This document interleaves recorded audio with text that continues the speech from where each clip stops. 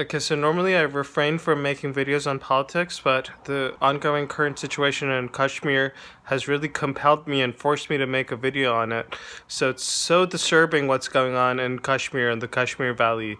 In the last few days, there's been an information blockout. There's the cell phone coverage, the internet coverage, and landlines. They've all been shut down, taken off the grid by the Indian government, and the armed forces have been deployed in the region in increasing levels.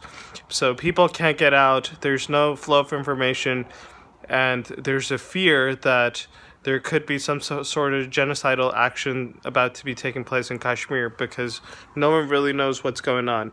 The government of India has barred journalists from going into the region, and people can't get out of the region.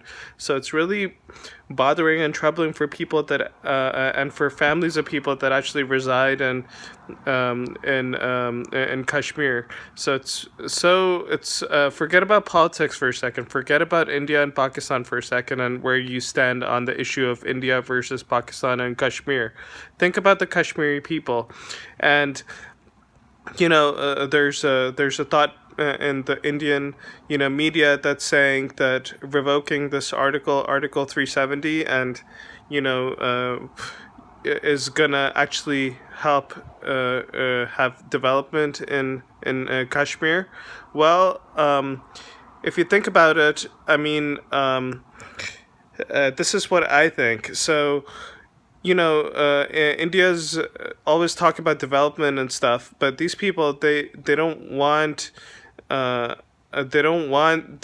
hollow kind of development. They care about their identity and their rights. So you can't force development onto people that have a core and a fundamental difference of their identity from the rest of the country. So this is the analogy that I make, that you can't force people to love you. Like, if you love someone and you really care about them, you can't force the other person to fall in love with you. It's not going to happen. So it's the same situation in Kashmir and India.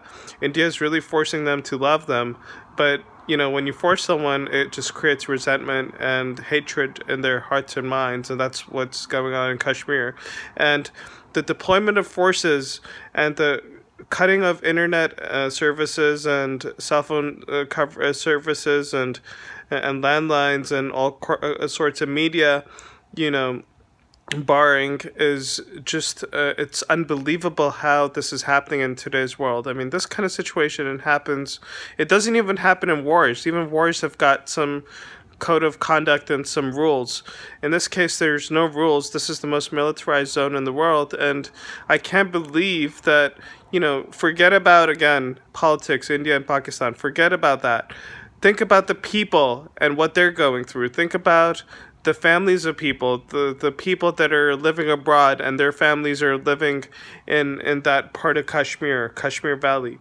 Think about that. Think if you had to go through those things.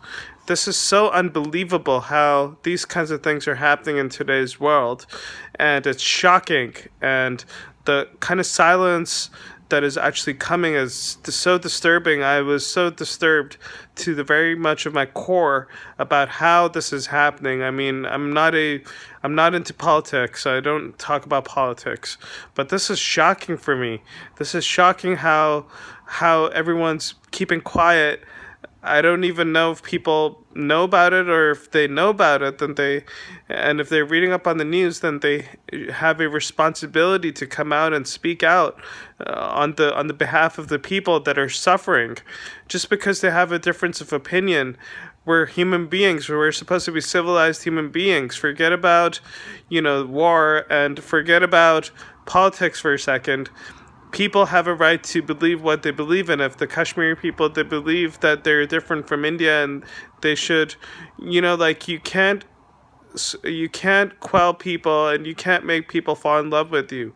If there's I mean, you can only change hearts and minds of people, and by deploying army and deploying armed forces in the most militarized zone in the world already, it's not going to win you hearts and minds of people.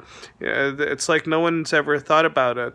So let me know what you guys think about the prevalent situation in Kashmir. Thank you.